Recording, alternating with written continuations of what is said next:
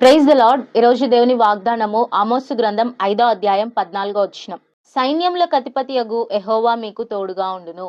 దేవుడు ఈరోజు ఏమని వాగ్దానం చేస్తున్నాడంటే, నేను మీతో కూడా ఉంటాను, నేను మీకు తోడుగా ఉంటానని దేవుడు వాగ్దానం చేస్తూ ఉన్నాడు. మనుషుల తోడు మనకి చాలా ధైర్యాన్ని ఇస్తుంది. ఒక మనిషి తోడే మనకు అంత ధైర్యాన్ని ఇస్తే, దేవుడు అంటున్నాడు నేను మీకు తోడుగా ఉంటాను. దేవుని తోడు ఇంకెంతో ధైర్యాన్ని ఇస్తుంది. అయితే ఎప్పుడు చెప్పే విధంగా ప్రామిసెస్ ఆర్ ఆల్వేస్ కండిషనల్. వాగ్దానాలు ఎప్పుడూ కూడా ఒక షరతుతో ఉంటాయి. దేవుడు మనకి తోడుగా ఉండాలి అంటే మనమేం చేయాలి? అదే వచనంలో మీరు బ్రతుకున్నట్లు కీడు విడిచి మేలు వెతుకుడి, అలాగు చేసిన ఎడ్ల మీరనుకొన చొప్పున దేవుడును సైన్యములకు అధిపతియగు యెహోవా మీకు తోడుగా ఉండును. దేవుడు మనకి తోడుగా ఉండాలి అనంటే మనం ఏం చేయాలంటే కీడుని విడిచి మేలుని చేయాలి. కీడుని విడిచి మేలు వెతకాలి.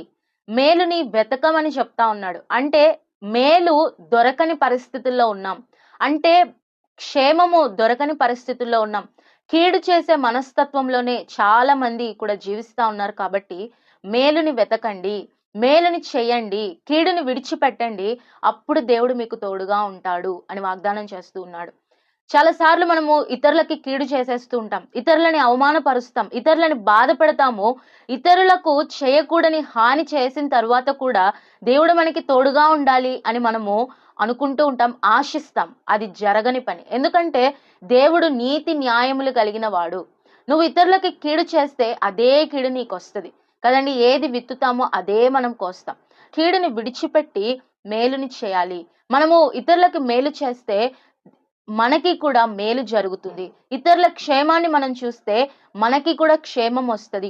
ఒకవేళ అదే వ్యక్తి నుంచి నీకు మేలు జరగకపోవచ్చు, అదే వ్యక్తి నుంచి నీకు క్షేమం రాకపోవచ్చు, కానీ ఆ క్షేమాన్ని, ఆ మేలుని దేవుడు ఇతరుల రూపంలో ఆయన నీకు తీసుకొస్తాడు.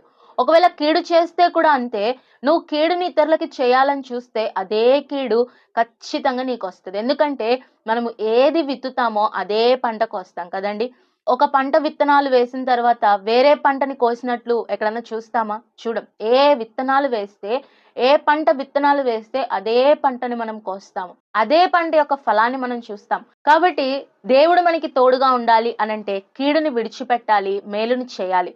కీడుని మానివేయాలి. కీడుని చేయటము మానివేసి మేలుని చేయటం ఎప్పుడైతే మనము ప్రారంభిస్తామో అప్పుడు దేవుడు మనకి తోడుగా ఉంటాడు. ఎందుకంటే ఈ దేవుడికి కూడా కీడు చేయటం చేత కాదు.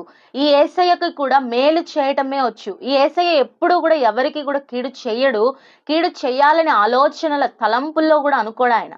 అది ఒక్కోసారి మనకి కీడుగా అనిపిస్తుంది, కానీ ఆయన ఆలోచనలకి అది మేలైనదే చేస్తాడు. కాబట్టి మనము కూడా దేవుని స్వరూపంలోకి మార్చబడాలి.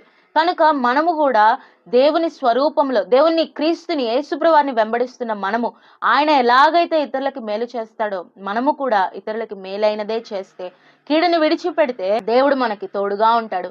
ఆయన మనకి తోడుగా ఉంటే లోకంలో అందరూ విడిచిపెట్టినా కూడా మనకి క్షేమకరమైన జీవితమే ఉంటుంది. యోసేపు జీవితంలో అందరూ విడిచిపెట్టారు, కానీ యోసేపుకి ఎవరు తోడైనారు? దేవుడు తోడుగా ఉన్నాడు. యోసేపు ఎక్కడో అనాథగా బ్రతుకుతున్న యోసేపుని దేవుడు ఒక ఉన్నతమైన స్థానంలో ఉంచాడు. కాబట్టి దేవుడి తోడు చాలా అవసరం మనకి. ఆయన తోడుగా ఉండాలంటే కీడుని విడిచిపెట్టాలి, మేలుని మనము చేయాలి. ఆ రీతిగా దేవుడు మనకి సహాయం చేస్తాడు.